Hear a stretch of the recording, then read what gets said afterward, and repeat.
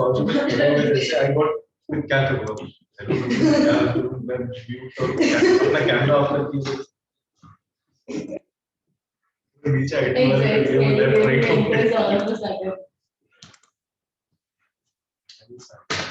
हाँ सही है वो चलते भी हैं कोई आवाज नहीं आती तुम धीरे से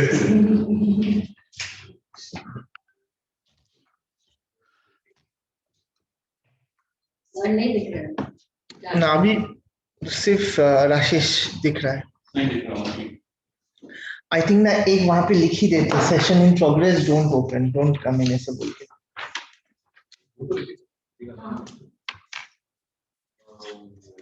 तो दोपहर को हॉल टू में nobody welcome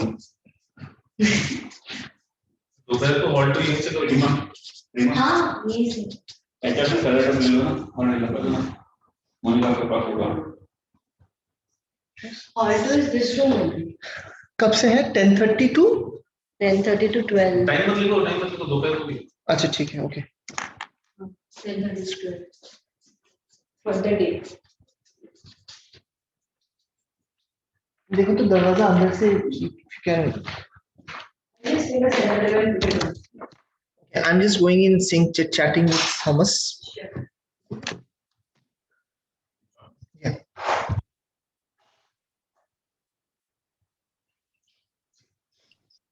Hello there. Hi Thomas. Hi. How are you? I'm good. I'm good. This is Abhijit from UID. Very nice to meet you. Hi. Nice to meet you. You can hear me loud and clear? I can hear you perfectly. How am I? Perfect. Yeah. So are you going to be like sharing a document or sharing a presentation or something like that? Yes, I'm going to share a PowerPoint presentation. All right. Do you want to kind of do a quick sort of a tech check? Sure, absolutely. So I've given you the sharing rights. Yeah. I have no videos. I've had nothing embedded. It's just a straight. Perfect. No, even better. Perfect. You want me to share that now? Yeah. Yeah. Okay. I will do that. Back. Perfect. Can see the presentation. You see that fine, do you? Yep. Yeah. Perfect. Good. So I guess that's sorted now. Yeah. We're so like how long do you think your presentation would be? Like around 40 minutes?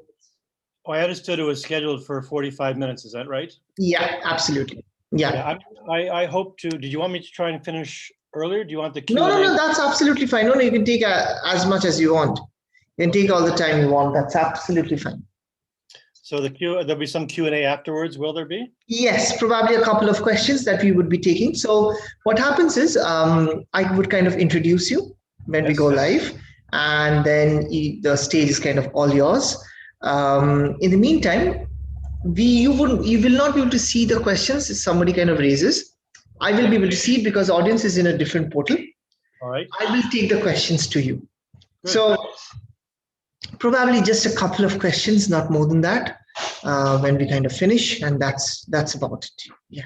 Fantastic. So today is today your last day or second last? No, today is the second last day. Today is actually the 4th day of the Ahmedabad Design Week, and kind of have the whole day in front of us today. And then tomorrow we have a few more speakers, a few more sessions, a bit of a paper presentation for a few students tomorrow, and then that's about it. So it's very early. I guess your day is starting. My day is finishing. It's just before midnight here on. I can understand. Thank you so much for doing this at this point in time. My pleasure. Where are you coming live from? Sorry. From Ottawa, Canada. Okay. Yeah. All right. Perfect. So we still kind of have time because it's 10:20. So we'll kind of go live in the next 10 minutes. Sure. I'll just wait for you. If you need to go do some other business, I understand. No, that's absolutely fine. I'll just stand by. Not a problem.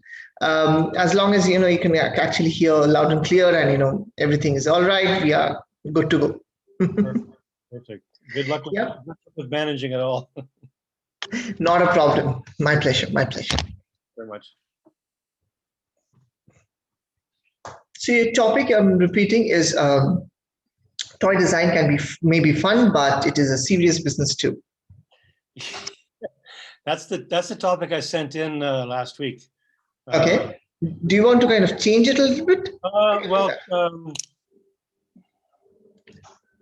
yeah. If you could announce, have you posted it someplace? It's fine the way it is, but Okay.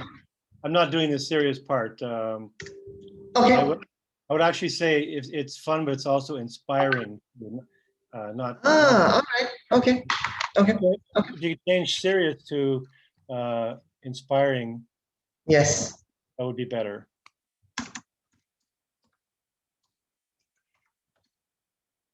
Perfect.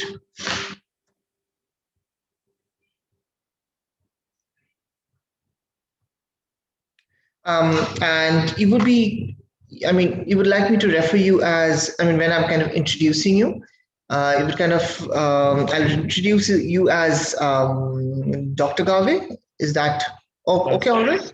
Perfect. Yeah, Perfect. thank you. Not a problem.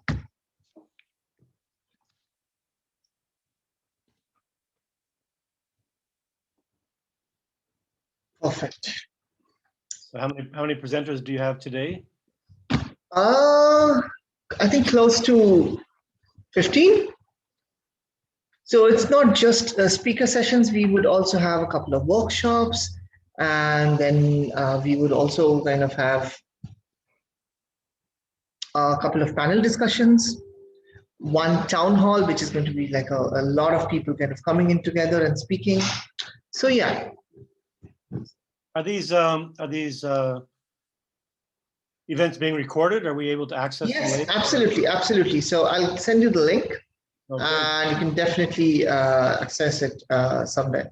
So I'll get somebody to actually do that for you as well. Not a problem at all.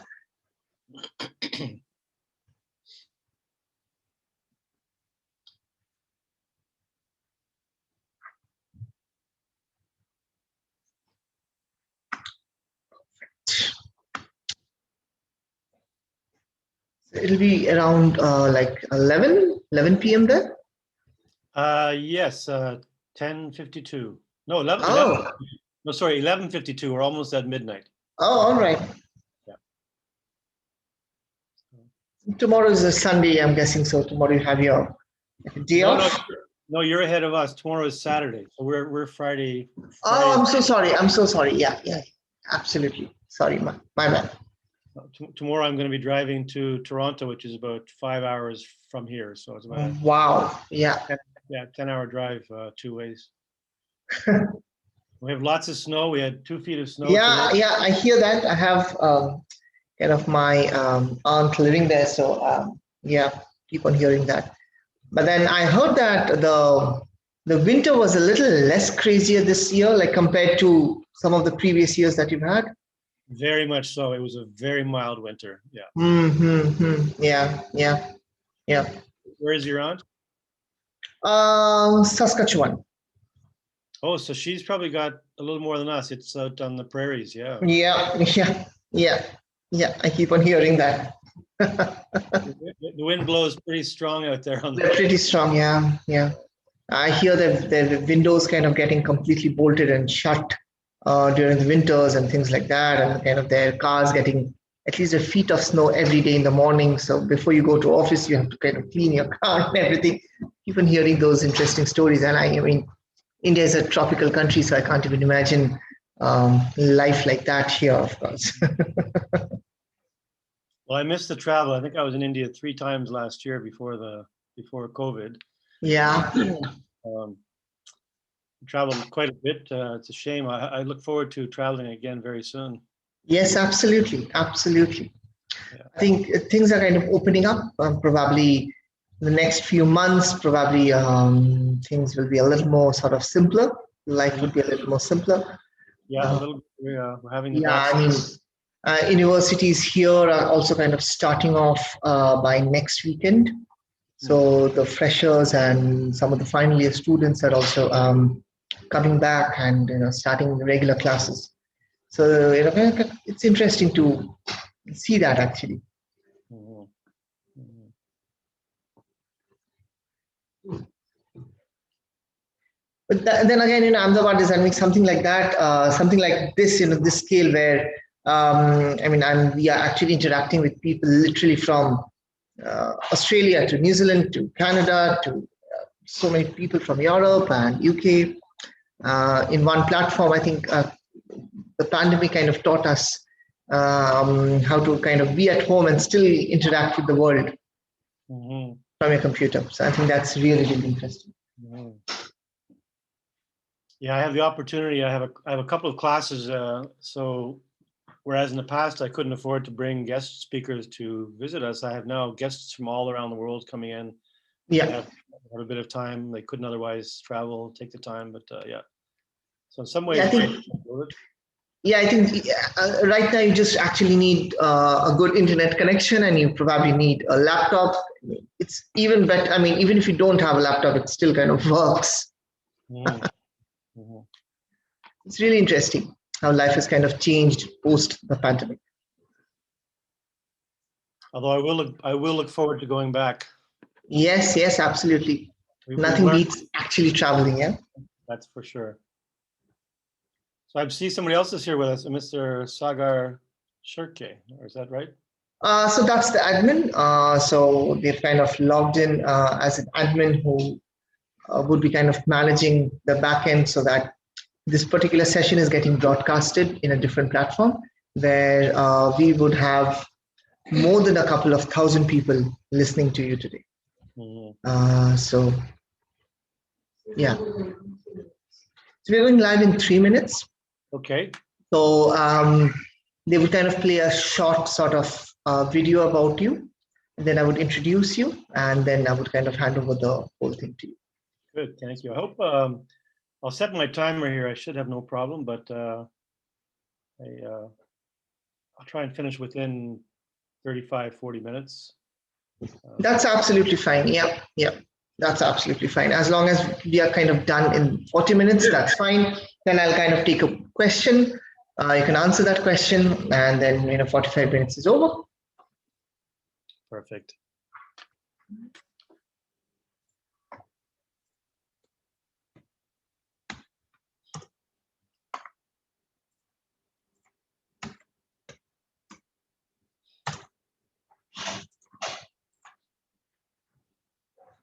Okay.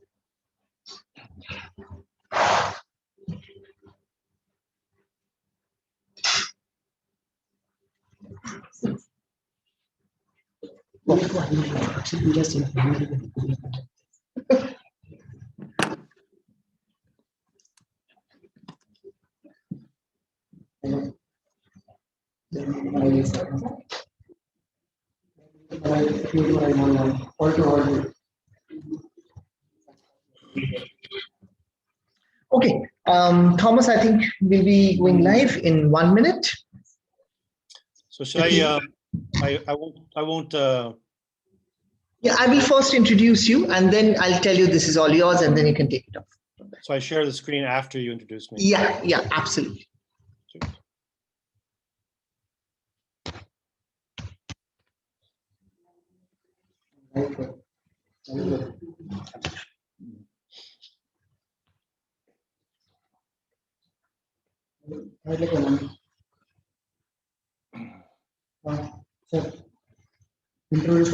Intro. Okay.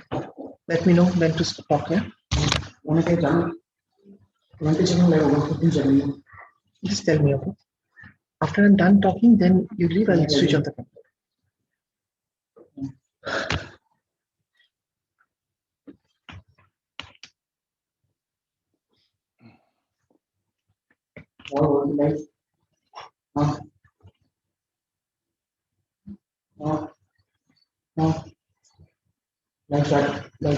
Good morning, everybody from Hall 2.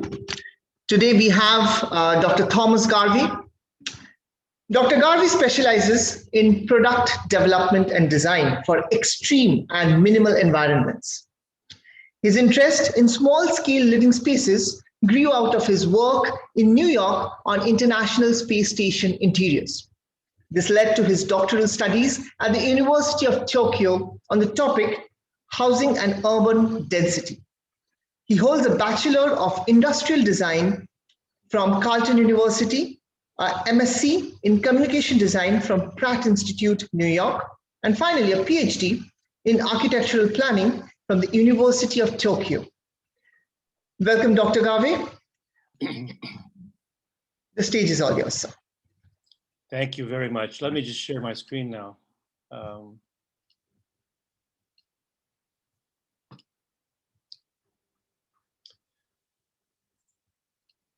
So first of all, thank you for that very kind introduction.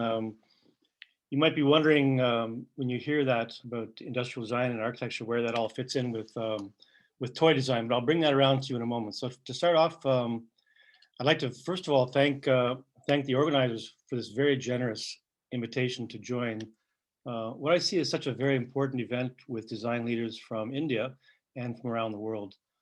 In particular, I think I'd like to thank my colleagues also from the World Design Organization and my colleagues in India who've made this opportunity possible for me. When I first saw the invitation to join this event, I was struck by two things.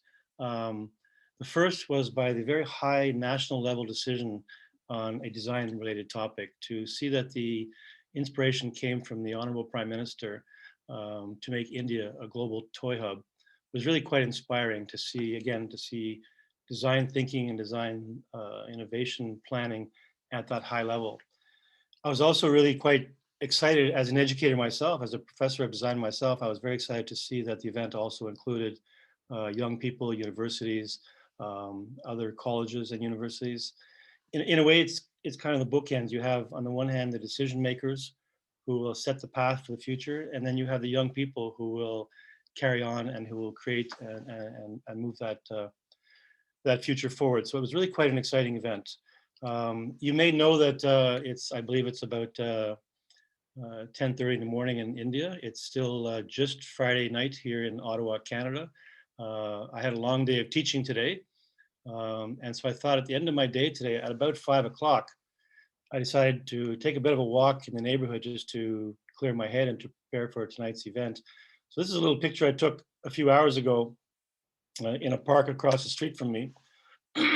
Excuse me. And you'll see today at about 5:15 today, it was minus 15 degrees Celsius. But what was really quite interesting to me is as I walked through the park and watched the people playing and being active, I saw three things that made me think no matter where we go, no matter what we do, we're always looking at the concept of toys and the concept of play and the concept of enjoying ourselves. In that same park tonight, I saw these three images at the same time. On the left, you'll see there a forgotten toy from the summer or maybe from the late fall that somebody was using, who's now, the vehicle is now under snow. And to the right of that, in the middle picture, you'll see a young girl out skating for the afternoon. It doesn't matter what temperature it is. She's exploring her balance, she's exploring speed, she's exploring moving around. And even on the far right, as I went back to the parking lot towards my home, somebody had taken the fun to take a traffic cone and to put it on top of a snowman. So you see around us every day, we see examples of the concept of toys, of play, of exploring. I thought that was really quite inspiring. What I'll do today is I'm going to go through four very subtopics of the idea of toying with design. So in the upper left, you'll see I'm going to show a bit of imagery and a little bit of a discussion on some experience I had very early on in my career with toy design. I left that area of design in my early years, and I went into other areas. As you can see on the top right, I was exploring for a while design for life in space.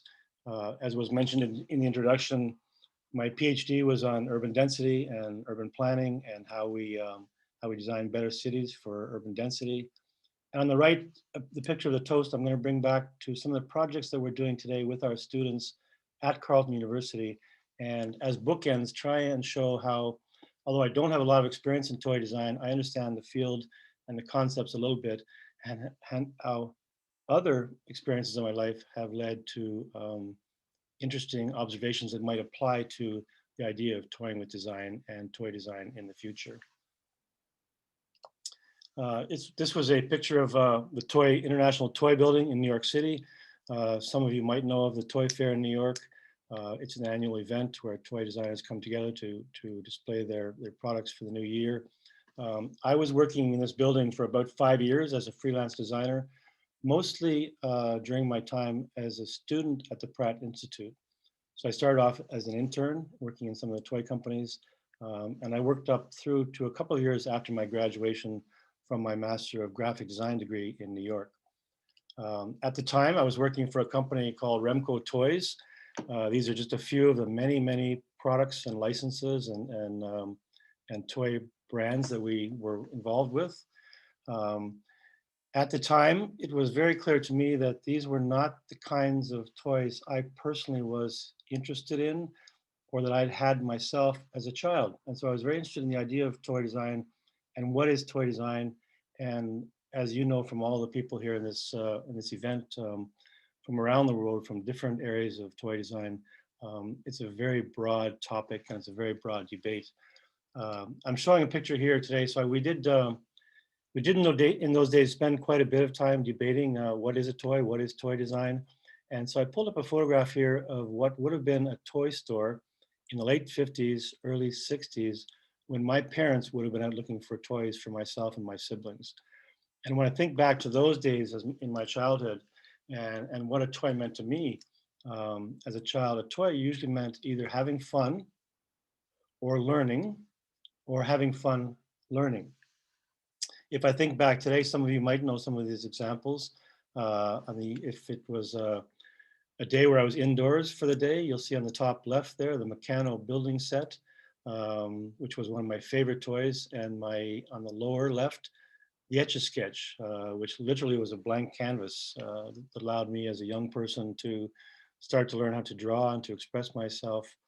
If it was an outdoor day, I would have been on my bike or I would have been out flying a kite, one of the two. So when I think back with my experience as a child with my first toys, I think of these key words. I think of the idea of that we imagine, that we build, that we express, that we discover, we question, and we run and we jump and we ride and we fly. In my case, as I developed a little bit more and grew a bit older, this was a bike I had when I was in my early teens.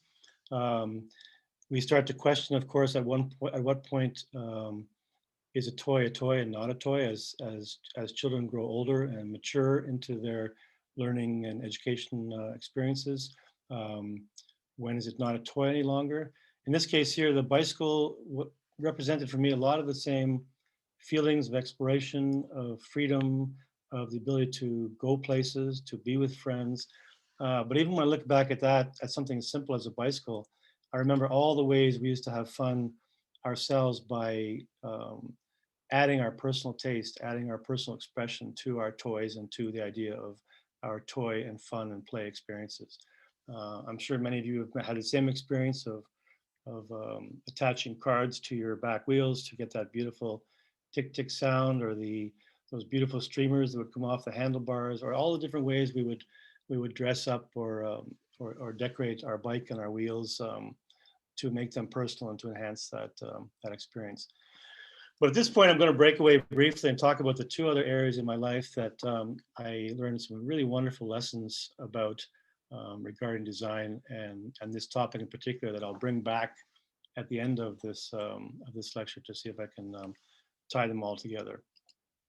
So as I say, I was a student in New York when I was doing my first freelance toy designs. But while a student, I was very interested in the idea of space exploration. This was the early 80s, between 82 to 1986. The space shuttle was at the peak of its program. This was prior to the first shuttle accident.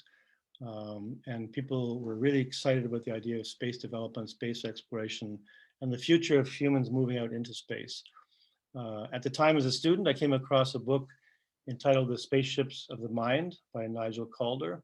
And in that book, they presented some of the most innovative and new ideas for space development. I became really quite excited about that.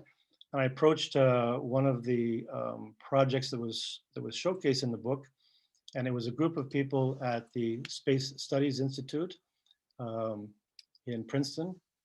I'm not sure, is my gentleman host, are you there for the moment?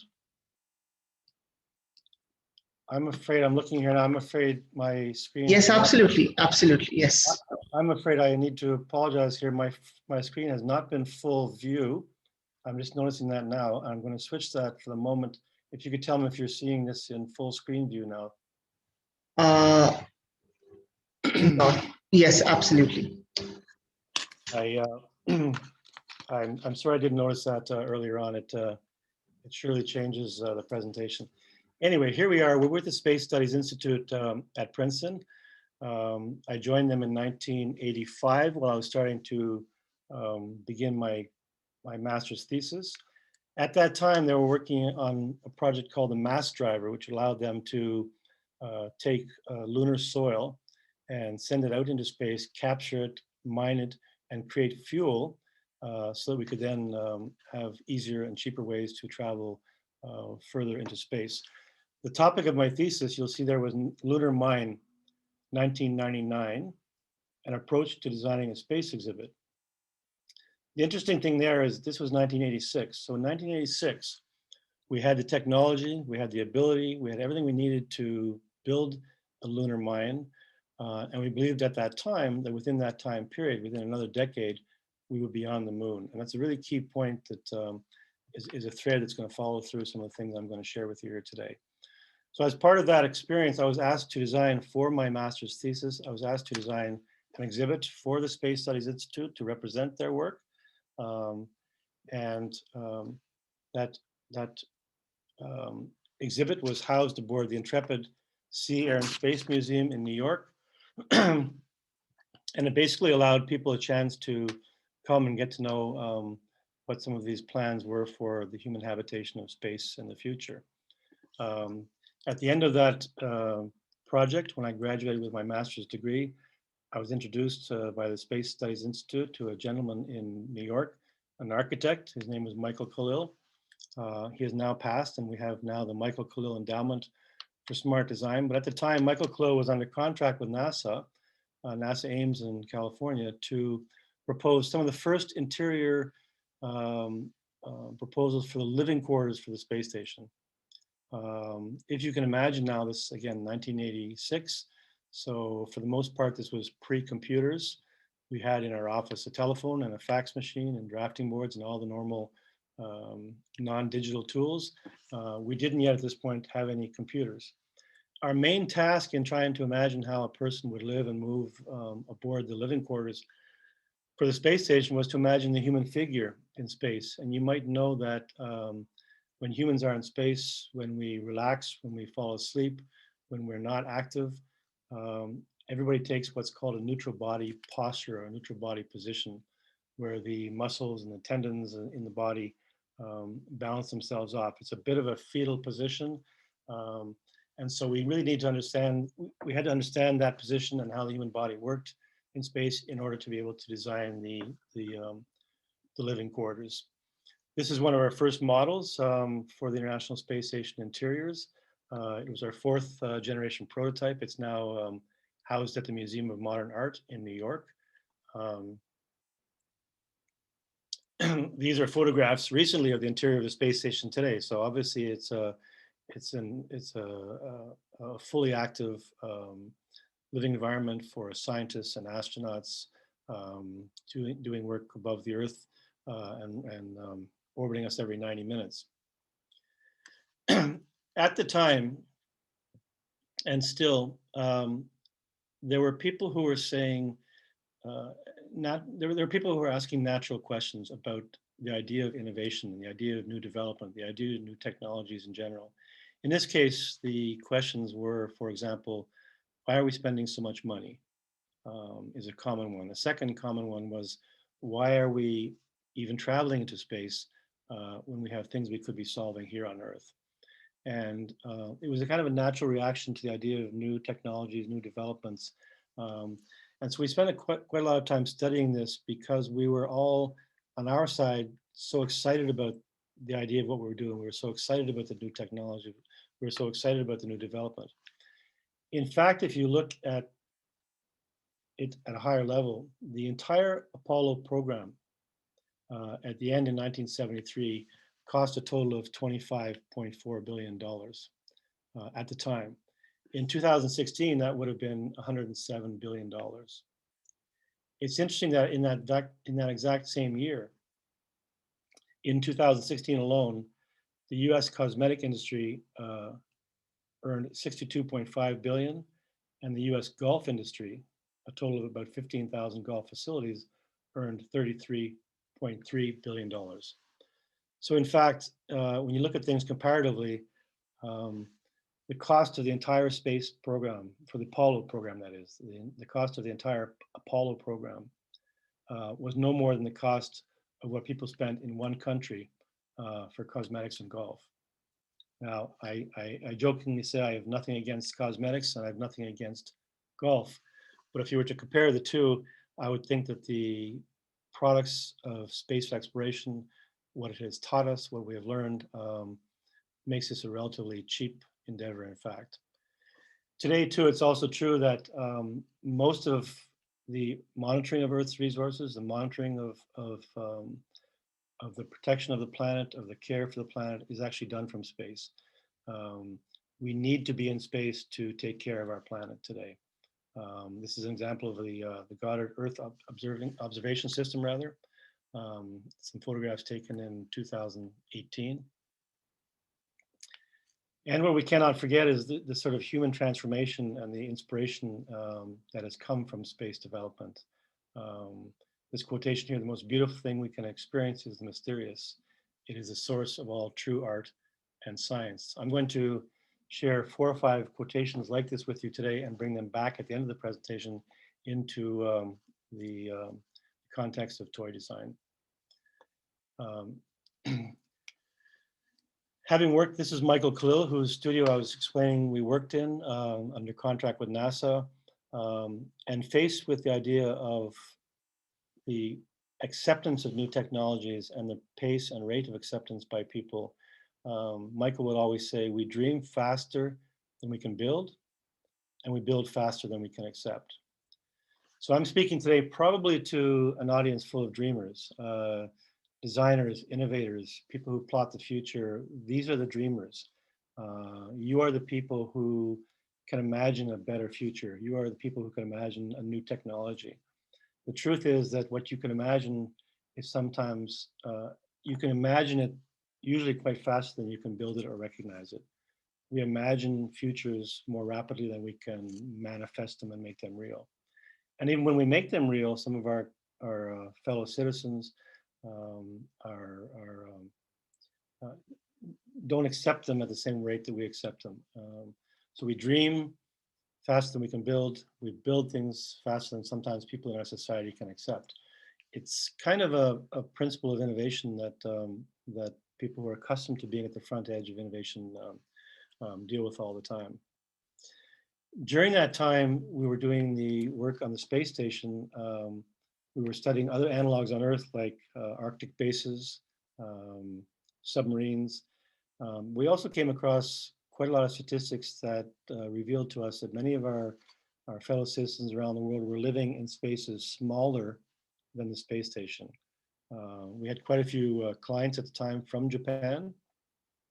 And so I took the opportunity to go to Japan for 1 year to study some of the housing conditions and some of the housing environments that were the same size and or smaller than the space station. The difference, of course, is that on Earth you have the ability to leave your home and to go out into your neighborhood, and it's a very different set of conditions. To learn from people who live in small spaces on Earth to allow us to design better environments for the future. You may know that Japan has one of the highest national densities in the world, with 348 people per square kilometer, and 45% of the population live in just 3 cities. So in fact, Japan is not a largely inhabited country. There's lots of mountainous areas that are not inhabited, and the majority, half the population, live in just 3 cities. I checked just recently, and comparatively, I believe as of 2019, the density of India was 460 people per square kilometer, so a little bit more than Japan. I think globally, India is now number 2 in terms of national density, and Japan is now number 11. My work, however, was in Tokyo specifically, and the density of Tokyo currently exceeds 5,400 people per square kilometer, and that's for the entire city of Tokyo, which is a very large, spread out, very sprawling city. In the central core of Tokyo alone, inside what's called the Yamanote line, which is a central subway line, the density currently is 20,000 people per square kilometer. And if you compare that, I believe that Mumbai today is approximately 32,000 people per square kilometer. So you'll see it's not quite as dense as Mumbai, but about 2/3. And so this is the area where I did my research. You've probably seen the statistics. People sometimes think of the more negative aspects of urban density, long commute times, small housing areas, terrible times in the morning, for example, in rush hour, trying to get everybody onto the subways to work and back. I find these images interesting here. On the top, we have a photograph from the movie Blade Runner 1982 of a future city.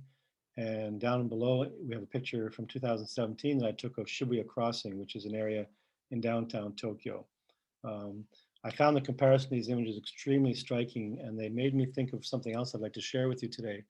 And that is the idea that sometimes people ask, how in fact are we preparing our young people, our young students, how are we educating people for a future that sometimes we cannot imagine? And I happen to believe, in fact, there are many aspects of the future that we can imagine. This is a very good example where some of the predictions of what our environments would be like came across as very accurate. And so the second quote I'd like to share with you is a quote from the science fiction writer William Gibson, who said the future is already here. It's just not very evenly distributed. When I think of Tokyo, yes, I understand the density of some of the negative aspects of density, but I also think of some of the beautiful experiences of some of the neighborhoods and the nightlife and the small cafes and the small restaurants. I think of many of the beautiful design responses to density that the Japanese have invented, miniaturization of products, overlapping of functions, replacement of larger products for smaller products.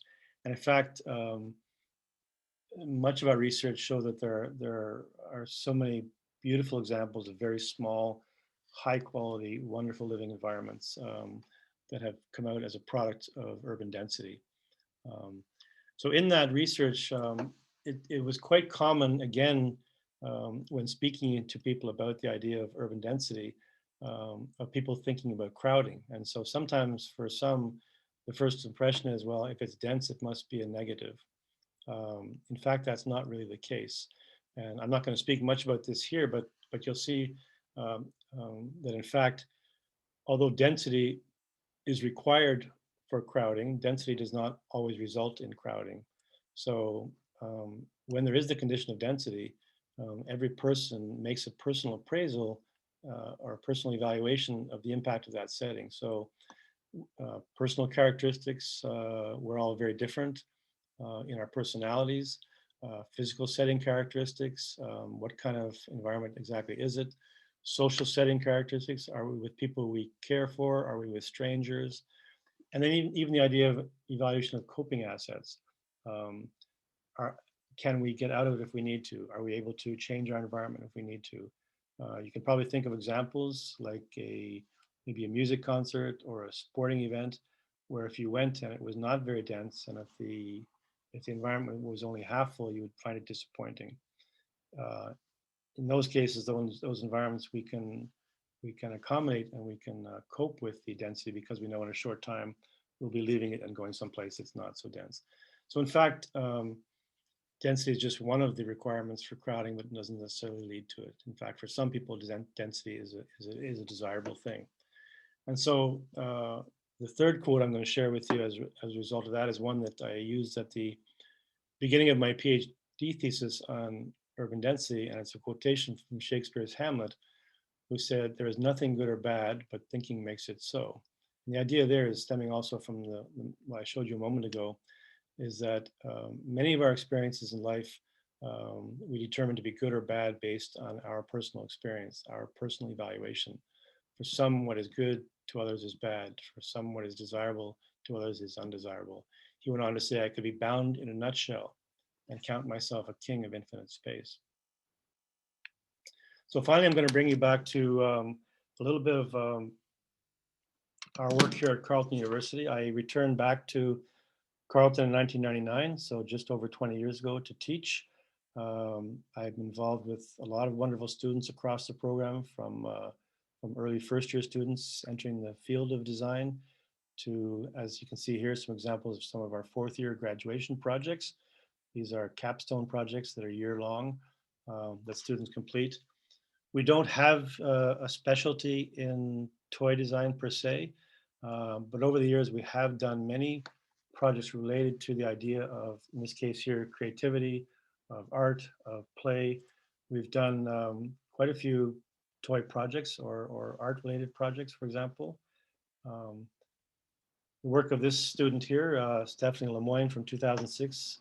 This young woman actually went on to join a very small toy company here in Canada, and over the course of the last 20 years, it has grown to be one of Canada's largest toy companies. So we do have some remote experience with the idea of toys and toy design. So at this point, I was hoping to bring them all. Actually, I'll show you one more thing here.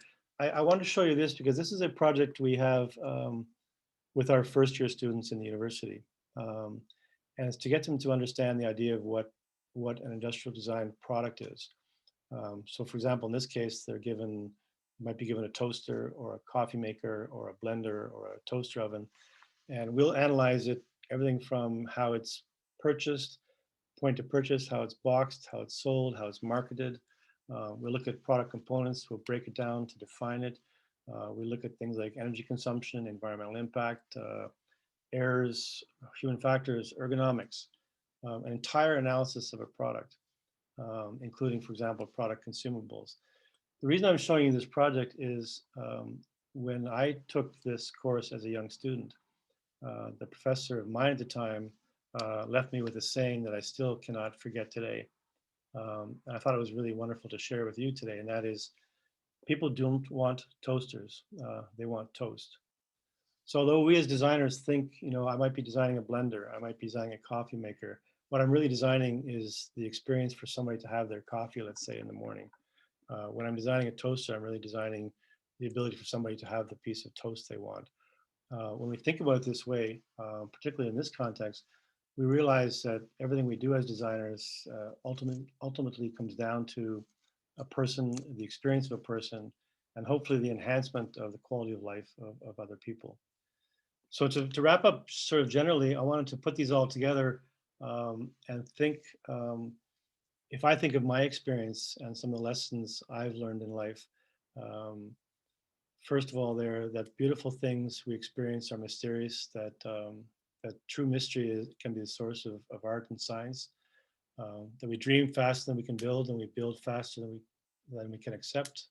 There's a typographic error there, sorry. The future is already here. It's just not very evenly distributed. So there are keys to our future already around us. There's nothing good or bad, but thinking makes it so. And in the end, people don't want toasters, they want toast. So I'm going to make a bit of a jump off here and say, in this context of this group of people and the idea of toy design, I'm going to guess to say that maybe children don't want toys. Maybe what children want is to have fun, to learn, to dream, and maybe to imagine a better future. So in that sense, I would like to thank the organizers again. I think this initiative that the OmniMed Design Week 2021 is exploring is really truly important and a meaningful one. I believe that your work is planting the seeds today for the new fruits of design exploration of the future. I believe the work that you're doing will certainly enhance the quality of life for future citizens to come, not only in India, but hopefully globally. Hopefully we will all be learning from your experiences. And I would end by saying, I look forward to seeing this growth in innovation and opportunity. And I thank you again for the opportunity to be part of it. Thank you. Uh, Thank you very much, sir. Thank you so much. We have a few questions. I hope you don't mind taking a few questions. Not at all. Should I unshare my screen at this point? I guess. Yeah, that's all right. You can do that. Okay, I will do that. Thank you. So I think for a lot of people, it was really interesting to see a background, which is actually a mixture of product design, graphic design, and of course, architectural planning. So somebody's asking, how important is communication design or graphic design in the field of toy making, and how, how important are these two things coming together, the toy manufacturing field and communication? That's a great question. Two things come to mind automatically. One, if you think about the power of graphic communication, the power of graphic design, for example, um, you're not going to sell a toy. You're not going to sell anything without its packaging, without its advertising. All the bridges to get a beautiful toy to the person goes through communication. It goes through graphic design. The other part too is when you think about design development, design communication is the key to sharing the ideas that designers have. I'd say the role is key. The role is extremely important. Yeah, I believe so. Yes, absolutely. Another question is, as we see that the world is getting into the digital space even more day by day, right? Um, how do you think we can actually increase the interactive experience? Um, that question is interesting because it has implications of pros and cons. There's no doubt if you look at our world today, there's no doubt, even our experience here right now at the moment on Zoom here, everything we're doing is moving into a digital world, and the digital interfaces, whether it's UX design or UI design, are enhancing the design of everything we do. At the same time, when you think about it though, there's a very, very dangerous downside to the digitalization of everything. We're not getting physical activity. We're not getting out into the world as much. We're not so while our brains and our talents are developing, in many cases we're seeing new illnesses, we're seeing new stresses, we're seeing children with depression. So we have to recognize the power and the fact that we're not going to reverse the digital trend, but while we move in that direction, we have to remember to not forget the physical, to bring that along with us, I think. And also, I believe that the feeling of touch and feel, tactile entity, is something that cannot go away no matter how digital we kind of become. You're quite right. In fact, more and more we're designing haptic interfaces and physical feel. Even in the digital tools, we more and more need the physical feedback to as part of that communication, as part of that moving through the digital experience. Absolutely. The next question comes from a colleague of mine. She's asking, how does inclusive planning be explored in the micro and macro scale?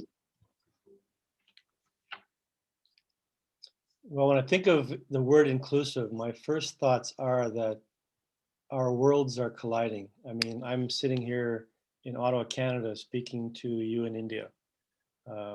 You'll design something more that my child is going to play with here in Canada. And so the fact of the world coming together means that we are continually being required to be more inclusive and to understand each other better.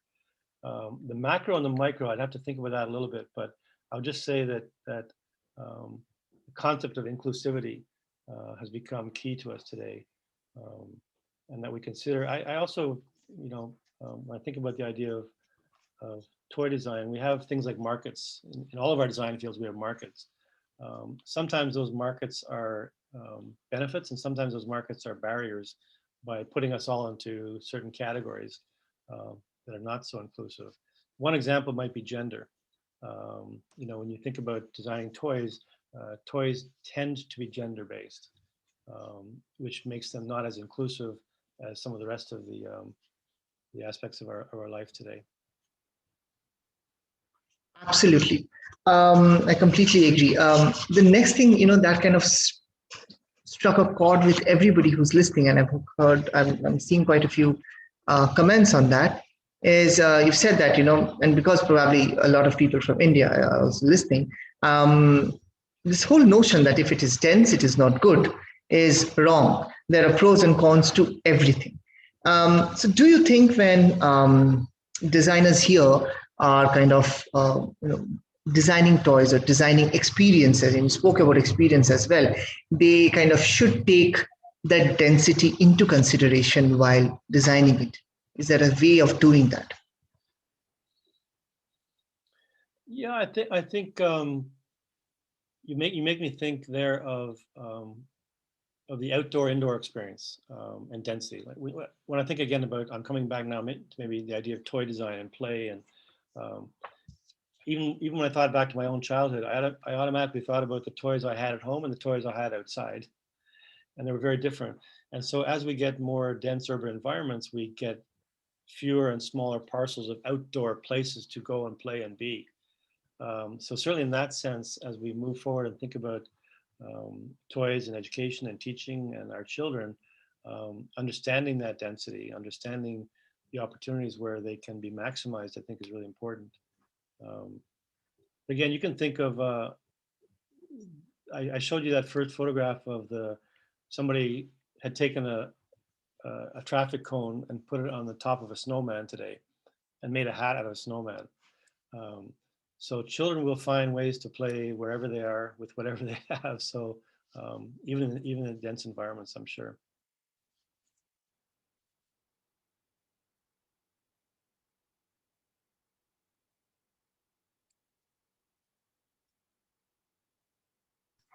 I think the last question that we would be, and that was really interesting, and probably the last question of the session, is this is again to you about space and environment. The question. So the question says, do you think we need to look at space with environmental concerns as healthy or safe?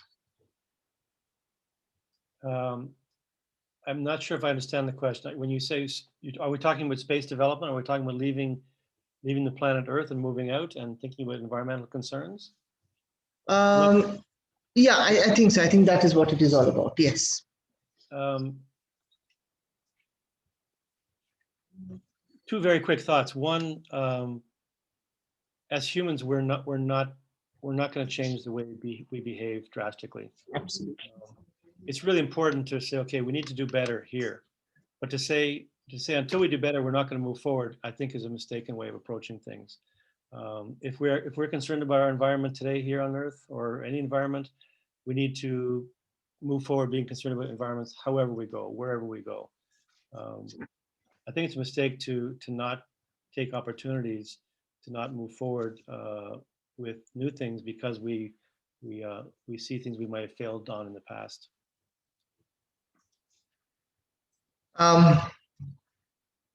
Dr. Garvey, thank you so much. I think the session was a complete eye-opener. You spoke and addressed about a lot of misunderstandings surrounding the needs of design in today's day and age. I think that was really important, and your understanding of the importance of design across different cultures and how design changes from culture to culture is extremely inspiring.